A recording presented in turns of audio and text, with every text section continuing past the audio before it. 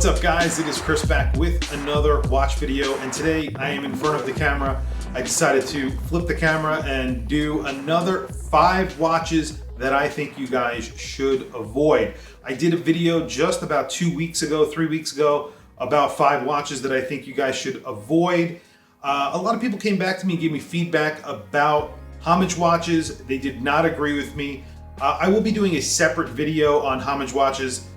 Definitely, I think maybe I came across wrong in that video, and I'd like to go back and revisit that topic because I do have a lot to say about it and I want to talk about it in a separate video.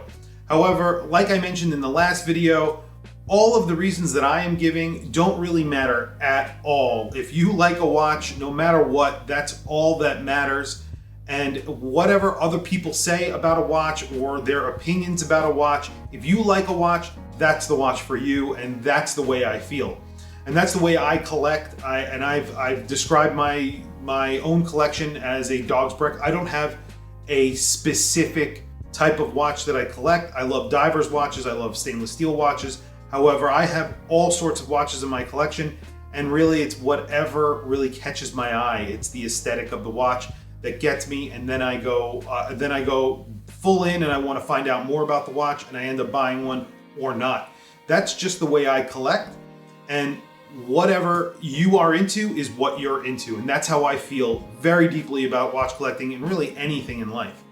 So right off the bat, I'm going to get into my first of the second series of watches that I think of types of watches that I think you should avoid. And number 1 on my list today is gold-plated watches.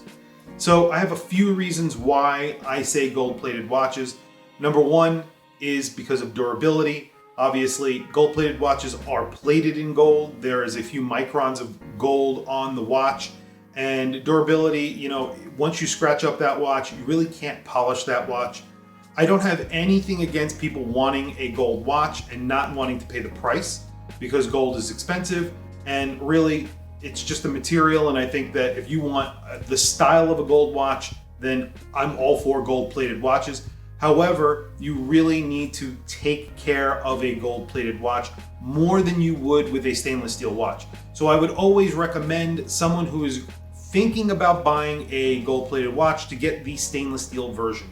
And then the other minor issue with that is with a gold-plated watch is that usually they are slightly more expensive than the same stainless steel version of that watch. So in other words, you're going to pay $50, $100 more for the process of them actually gold plating that watch. And in all reality, the stainless steel version is going to be more durable. Third, and really a very, very small reason, is because if you do scratch the watch, like I said, you can't polish it. And if you do scratch the watch and silver shows through, the silver finish of the stainless steel underneath, it just doesn't look good. And if you have a black PVD coated watch and you get that same scratch, it doesn't look as bad. It looks worse when it's gold, in my opinion. So the second watch on my list that I think you guys should avoid is diamond watches. Now, I'm not talking about just aftermarket diamond watches that are set like a Breitling that are set with diamonds after they're sold, and then someone takes it and puts a whole bunch of diamonds on the dial and the bezel and on the bracelet and all that. I'm talking about any watches with any diamonds in it. I am not a fan of it. And I think that when you add diamonds into a watch, it almost reduces the value of that watch. And again, it's almost like gold plating. If you're gonna buy a watch that has diamonds in it, I would just buy a piece of jewelry with diamonds in it and wear a watch that doesn't. Buy a gold watch and leave it at that. Having diamonds in the bezel, on the bracelet, on the dial, it ruins the watch, in my opinion, and then it becomes more of a piece of jewelry, and really you're paying a lot of extra money for diamonds, and in my opinion, it's just a waste of money. If you want something like a diamond bracelet, then that is a different story, and again, I would go for that rather than getting something that is encrusted with diamonds. It's not my style. And I think it is if you're thinking about buying a watch and you want to buy a watch that is somewhat of a flashier watch, get something with a bracelet on it that's maybe in solid gold or gold plated. If that's what you want, then do that. I don't think getting diamonds in a watch looks good. Diamond studded, covered, encrusted watches are somewhat tacky in my opinion. Now, that might be controversial. There may be people out there who are going to tell me to go, whatever in the comments, but that is just my opinion. Like I said, I'm not a fan of diamonds in watches. Diamonds separated out, that's fine. Even in women's watches, I think it's sort of a waste of money. My wife has watches with diamonds in it.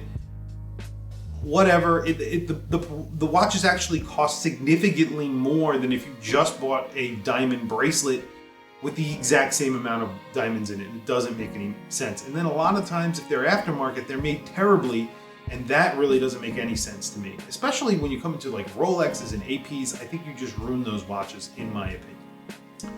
Okay, the next one is definitely controversial, and I'm going to talk about watches over list price. And I have said this many times in my videos. Never purchase a watch that is over list price. This ties back to one of the first reasons that I gave in my last video. If you can't afford a watch, don't buy a watch. But if you can afford the watch, doesn't mean that you should buy the watch. Just because you want a Rolex Daytona or a Rolex GMT Pepsi bezel with the ceramic bezel that costs $16,000 and it's $7,000 over list price, doesn't mean you should buy that watch. In fact, in my opinion, you should never pay over list price, and in most occasions, you should always pay under list price. And that's something that my channel is about, and it's about value. I have no problem paying list price for a micro brand because you're getting so much value in that watch. But when you're buying a GMT or some sort of AP or Patek 5711 that's cost 3 times the amount of the watch when it was sitting in a retailer shop 3 years ago, but now all of a sudden, because there's a little bit of hype around the watch, you're paying triple the amount of money. It makes no sense to me. Move on to another watch. There are hundreds of other watches, thousands of other watches out there that are awesome. And for you to spend an extreme amount of money on a watch just because you want that watch, it doesn't make any sense to spend over list. In my opinion, do not spend over list. In most cases, you should be spending under list price for watches. Watches are extremely marked up. You are paying an extremely high markup on watches. They have a huge amount of room, and for you to pay over list is crazy, in my opinion. Next one is another controversial watch type, I would say, and that is a watch that does not fit your wrist. And I'm talking about extra large watches and extra small watches. In my opinion, and again, this is just my opinion, a huge watch on a thin, small wrist does not make any sense. I have a friend who's probably going to watch this video, or maybe not, I don't know, who loves giant watches, 50 millimeters and up. He does not have a huge wrist. He probably has a 7-inch wrist, somewhere in that neighborhood, and he likes 50 millimeters and above. They look ridiculous on him, and they don't fit under any sort of shirt at all. It doesn't matter what you're wearing. You have to basically have a wizard sleeve to wear these watches, and they're enormous. They look crazy, they look clunky, and they hang over the sides of his wrist, and it just does not look good. And in my opinion, when you're buying a watch, you should know what your wheelhouse is. And I know, like I've said in the past, 36 is really on the borderline small for my wrist. It looks a little bit dainty on my wrist. And then all the way up to 44 millimeters is really where I can go, depending on the watch, depending on the size, and how the watch is actually constructed. Sometimes I could wear slightly larger than that, but usually I try and stay in between those diameters, only because I know that eventually when I try on the watch later on, I may be uncomfortable wearing it or it does not look good. So like I said, again, in my opinion, you definitely need to buy the size appropriate watch for your wrist. And again, like I said, that goes for small watch. I would not wear a 34mm watch. It just doesn't look right on my 7.5-inch wrist. Especially, I just recently lost weight and I had over an 8-inch wrist. And I could never wear anything like a 37mm watch. Did not look good on my wrist. I never bought one. Now I can, because it does look a lot better on my wrist, and it's a size appropriate watch. Okay, last but not least is luxury smartwatches. I'm not talking about gold smartwatches like the Apple Watch, and I'm not talking about the Apple Watch. Actually, I don't really consider them to be luxury in any way. I'm talking about the luxury smartwatches from brands like Tag Heuer, Hublot, and Montblanc. I don't think spending over $1,000 on a smartwatch makes any sense unless they come up with something that is completely upgradable. It does not make sense to spend that much money on a smartwatch. I am all for smartwatches. I own a smartwatch and I enjoy smartwatches. I think they're really great, and they're great for working out and doing athletic activities, especially if you want to go doing things like fishing. I always wear a smartwatch when I go fishing or I'm going hiking and stuff like that. I really think I think they're great, especially when you get a heart rate monitor and all those very cool gadgets. Sleep tracking is excellent on a lot of these new smartwatches. I am all for smartwatches, but I think that the more affordable smartwatches are the ones that make sense. And I think that the expensive smartwatches do not make sense because you're not going to be wearing them for very long. They're not an investment in the long term, because they will be junk in a very, very short time span. Especially a watch, like I said, like the Tag Heuer connected watch or the Hublot connected watch.